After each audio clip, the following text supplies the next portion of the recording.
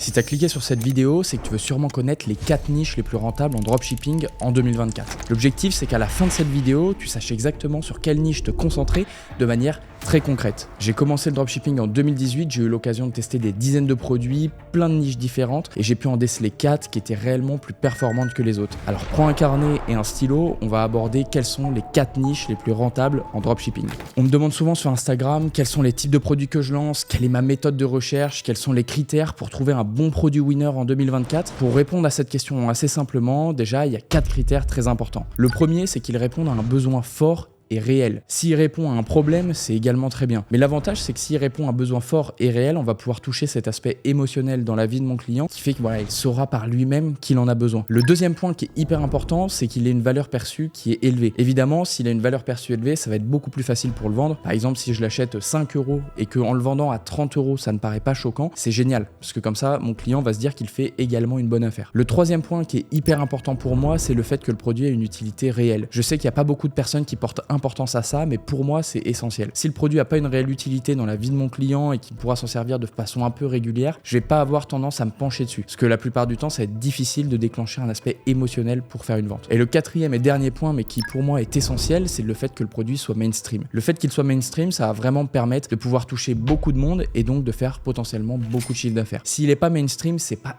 hyper grave, mais je veux quand même que l'audience soit assez grande pour avoir une grosse possibilité de chiffre d'affaires. Déjà, dans un premier temps, on va prendre le temps de voir ce qu'est une niche. Une niche, c'est un segment spécifique d'un marché plus large, se concentrant sur un groupe particulier avec des besoins ou des intérêts spécifiques. C'est hyper important de le connaître, donc voilà, maintenant qu'on le sait, on peut ranger les dicos. La première niche qu'on va voir ensemble, c'est la niche des addictions. Ce qui est assez intéressant dans cette niche, c'est qu'il y a une grande variété d'addictions qui peuvent être traitées de différentes manières. On peut également vendre des produits qui vont alimenter cette addiction, comme on peut vendre des produits qui vont la combattre. Là-dessus, c'est à vous de voir ce que vous voulez faire. Vous pouvez vous positionner par exemple sur des produits pour arrêter de fumer, arrêter l'alcoolisme ou autre, ou alors vous pouvez trouver des produits qui vont simplement aider dans cette consommation, donc aider à plus fumer ou aider à plus boire. Là-dessus, c'est à vous de voir. C'est une niche qui est hyper intéressante parce qu'on peut le voir, le tabac a généré 13 milliards en 2022, donc c'est quelque chose voilà, qui génère beaucoup d'argent, donc on peut prendre notre part du gâteau. La deuxième niche qui est pour moi hyper intéressante, c'est la niche du bien-être. Ce qui est hyper intéressant avec la niche du bien-être, c'est que les clients et les consommateurs sont de plus en plus enclins à consommer ce type de produit depuis le Covid, que ce soit pour la santé mentale, la santé physique ou alors la santé émotionnelle. Ce qui est assez cool, c'est qu'il y a beaucoup de produits également dans ce type de niche, donc on va avoir les produits de soins, les produits pour réduire le stress, les produits appuyant sur un complexe physique et aidant à le résoudre, ou alors même les produits par exemple à base de CBD. Dans cette niche, on peut avoir un réel avant-après,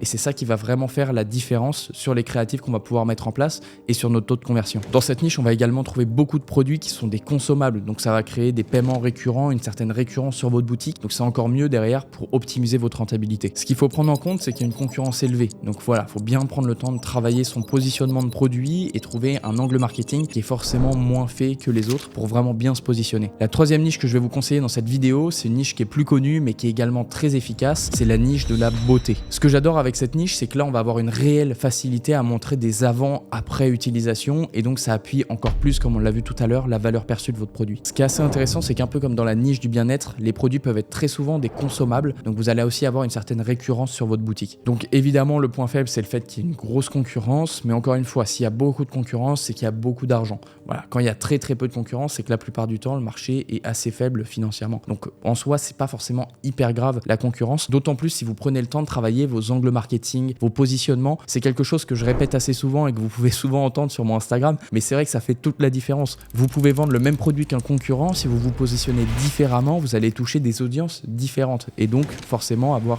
autant de potentiel que lui, voire plus. La quatrième niche, mais qui est pour moi essentielle et hyper importante, c'est la niche de la santé. Ce qu'il faut comprendre, c'est que c'est une préoccupation majeure de la population et ce, à tout âge. Ce que j'adore avec cette niche-là, c'est que vu que ça se base sur une vraie douleur, vous allez avoir la possibilité de vendre des produits assez chers. Pour le coup, cette niche-là, elle est aussi intéressante parce que la demande, elle est constante et plutôt stable, donc vous allez pouvoir vendre un produit la plupart du temps tout au long de l'année si vous avez un bon marketing. Puis également, vous allez avoir une énorme variété de produits que ce soit des produits pour la santé mentale, physique, les maladies ou alors même des produits post-opératoires. Bref, il y a un énorme potentiel. Tous les produits en lien avec l'innovation dans ce secteur sont vraiment hyper intéressants. On peut par exemple voir la startup Whoop qui a vendu des bracelets en fait qui sont connectés, qui traquent votre sommeil et qui permettent de vous donner tout un tas d'informations sur votre vie. C'est un produit qui est typiquement dans la niche de la santé, qui s'axe sur les sportifs, mais donc qui est hyper intéressant. Eux, ils ont explosé simplement avec un bracelet qui te donne des informations sur ta nuit. On parle pas non plus d'un produit ultra révolutionnaire. Et ça, tu peux le faire avec plein de types de produits, que ce soit par exemple des bagues, que ce soit des produits pour régler une maladie, pour aider dans un problème physique. Bref, il y a beaucoup de possibilités